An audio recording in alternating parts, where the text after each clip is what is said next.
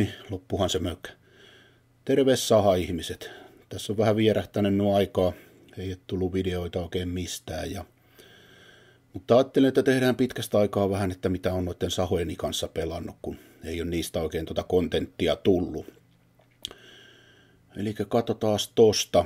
Olen vanhan puuliiterin muuttanut sahatalliksi kokonaan ja sinne sitten vähän työpöytiä ja sen sellaista. Ja sahoja on tuunailtu ja pantu kaikkea kilkettä kiinni ja on sitten tehty ja tuotettukin tommosia osia ja onpahan ton kilpurin kanssakin vähän punottu uusia juonia, että tämmöstä olisi tarjolla tällä videolla.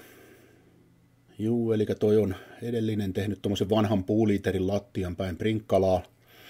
Varmaan kura loppunut kesken ja tuolla on jotakin verkkoja ja toi on tommonen melkeinpä vaanvarainen ollut ja sitten on toi porakaivo siellä vielä tiellä, niin ajattelin, että mä teen sinne uuden lattian ja tuolla on talon vanha ulkoseinä ja siellä on sitten rossipohjaan ilmareikiä, niin täytyy jättää tonne reunaan tommonen ilmarako ja sitten ajattelin koteloida ton porakaivo ja tehdä siihen paremman kannen ja vähän mittailin noita laattajakoja, ettei tarvitsisi leikellä ja sitten asennushiekkaa, joka nyt oli vähän karkeeta, mutta karkea on tekijäkin, että kyllä ne sillä sai, kun tarpeeksi kiroili, niin tehtyä. Tuossa vähän kattelin korkoja, että olisi pieni kaatotalon niin kuin ulkoseinää sitä poispäin, että sitten vaan nurkasta nurkkaan perinteisesti. Ja tuossa näkyy, niin toi jako meni aika hyvin, ettei juurikaan tarvinnut mitään leikellä, että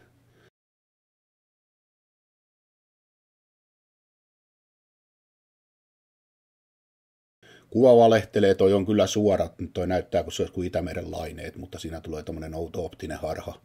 En tiedä minkä takia, mutta niin kyllä se ihan suora on.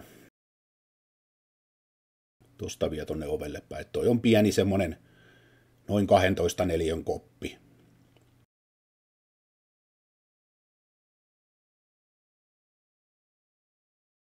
Ja sitten täytyyhän siellä työpöytä olla. Tähän asti on autotallissa tehnyt ja ne sahat on lojunut siellä tiellä ja vaikka mitä, niin ajattelin, että tuossa oli toinen pieni sivupöytä ja sitten tommonen erillinen tellinki, mikä toimii mun sahapöytänä ja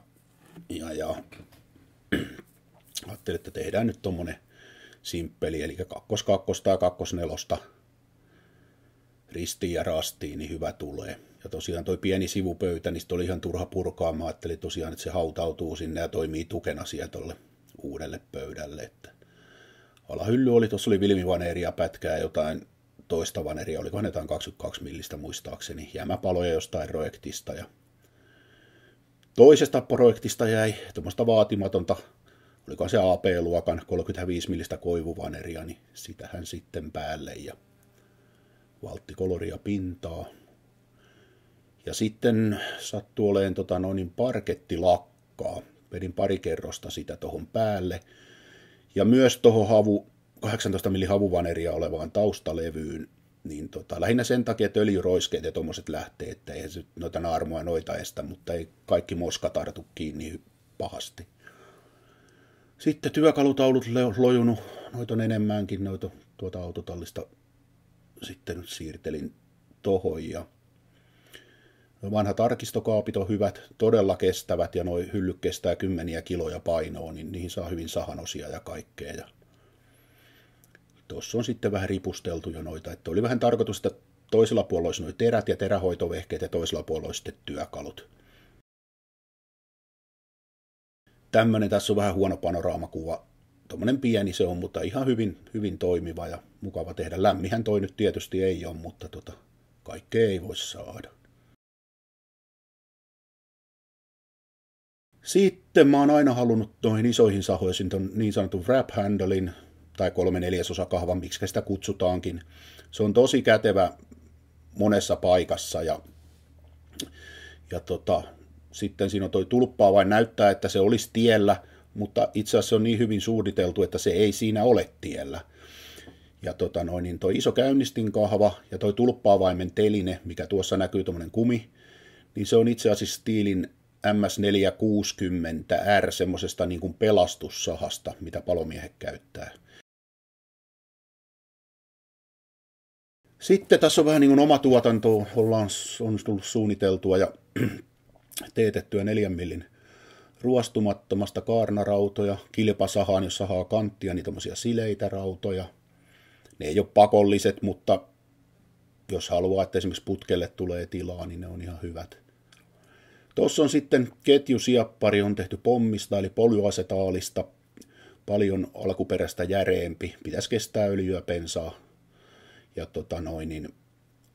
alun perin suunnittelin ton ihan sitä kilpasahaani varten, mutta ajattelin, että miksei se voisi olla myös tuolla käyttösahassakin.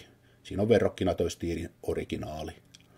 Tuossa näkyy kilpasahassa noi raudat, että niillä saa vaan tilaa. Tuohon ei ole mitenkään pakolliset, mutta mun mielestä ne on ainakin päheet.